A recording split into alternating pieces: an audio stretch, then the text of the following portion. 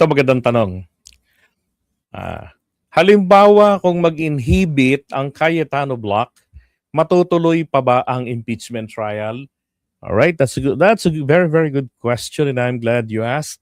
So puntahan po natin yung batas tungkol dito. Okay. Are. Ang sabi po diyan ay ito,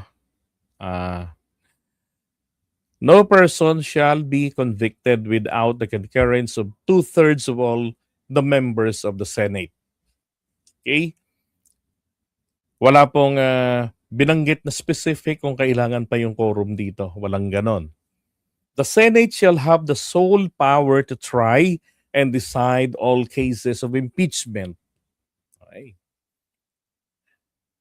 And then, the rest, wala pong nakalagay dito na kapag kalahati lang yung nandoon, no, kalahati yung hindi nag-participate, no, wala nang quorum and therefore hindi matutuloy ang impeachment. Hindi ho ganon.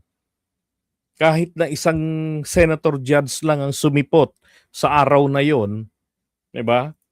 O tapos merong presiding officer, kung wala man yung senador mismo, senator judge na yon, tuloy ang impeachment. Dahil ang importante ho dito, hindi ho padamihan ng senator judges. As long as merong dadalong senador magpa-participate, tapos yung kabilang kampo, di ba? They have no choice. Kailangan nilang mag-participate. As matibay naman yung mga ebidensya nila, enough to convict the person, di ba? The accused. Matutuloy at matutuloy po yan kahit mawala. Maganda nga yung mawala yung mga kagrupo ni Cayetano eh. Bakit? Ang mangyayari ho kasi, hindi naman sila kabilang, di ba? Ilan na lang po ba yung minority ngayon? 10 o 9, di ba?